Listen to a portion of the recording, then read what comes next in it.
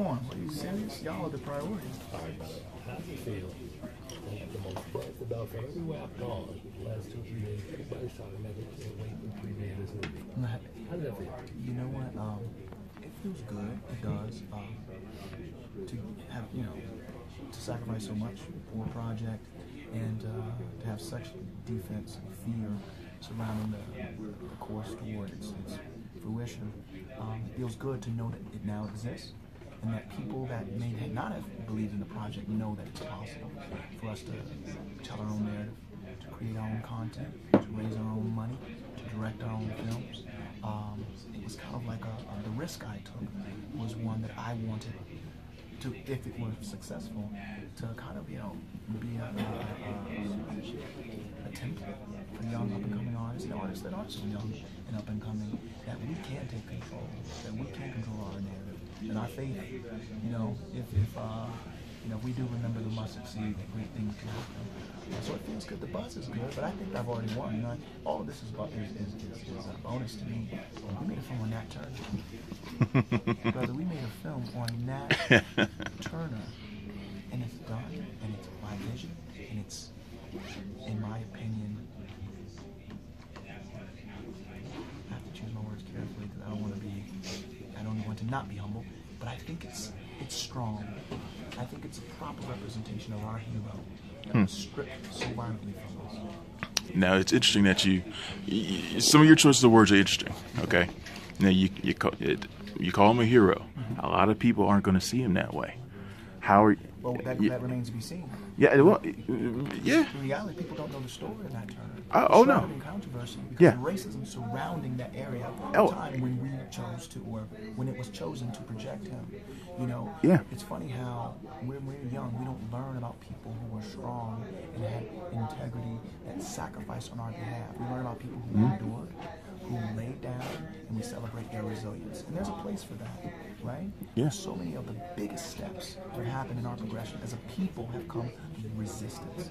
Like people saying, no, enough is enough. And specifically, Nat Turner did it in the name of God. Yeah. He was a man that sought righteousness. He wasn't just someone that said, white people got to go because they have to go.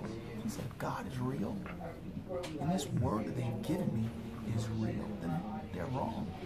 Or they're right, and this book is wrong. This book is wrong. There is no God. There is no God, then what am I doing? He's reading God is on the side of the oppressed. He's reading stories. He's teaching him about how God was on the side of Israel. Israel was delivered. Imagine this man's thought process when it came to the atrocities around him.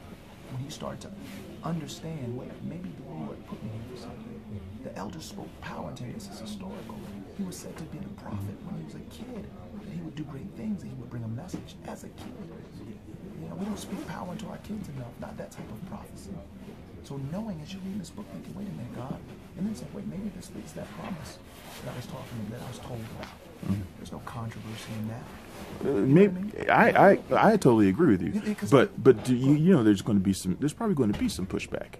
Guess what? That pushback requires intelligence. It requires research. Knowledge of Nat right. Turner, right? If the criticism is based on their research of Nat Turner, I won already. We're having a conversation about Nat Turner. Right. Great. Okay, Nate. So here we are. Let's go 6-9 months ahead, right? Okay. And your movie has been picked up, is getting distribution. Sure. So the bottom line is that even though you've got a film and you've told a story, the story has to be spread to as many people as possible. Sure. So how when the way quote unquote urban or black films are portrayed, they try to minimize it. It's true, but I also know that when you go to get financing, they say, the powers that be say, people don't want to see African Americans abroad. Just do it. You have a period drama with an African American lead. It's not going to work. No one's going to put money in that, right? If I subscribe to doubt and fear, we would be here talking, right? The reality is you can't hide the film. You can't hide this film. It exists. If people want to seek this film out, whatever distribution model we have, they will seek it out. You know what I mean? Our films are supported. Our films make money. The myth is that we make films and they bomb. That's not the case. Recognized or not recognized. Straight Outta Compton. Straight Outta Compton. That's the barometer of change, right? Absolutely. The whole idea. People don't want to see film. Straight Outta Compton is doing great work overseas. Yeah. Right, and that is as urban subtitles you can put on a film, right? So we just have to stop subscribing to these ideas that are self-perpetuating, but seemingly start nowhere, right? When someone says, oh, but people don't want to see black people, really? All right, well, let's have a forum. Let's have a film forum, right? And bring the heads of all the forum and put them all in a room. Let's have this conversation. And all of a sudden, no, he said, he said, all the fingers are going to be pointing because you won't be able to find the person that stands up and says, that is right and this is why, and we're not, and there's no way to fix it. Right? You get what I'm saying? So, absolutely. I think there will be a platform for this film regardless, because there's a hungry people that want to be fed, that want to see a man that's not being leaned up with a stick propped in his back, but standing on his own 2 feet, and that said, my people are worth protecting in the name of God. All right, man. So let's wrap it up.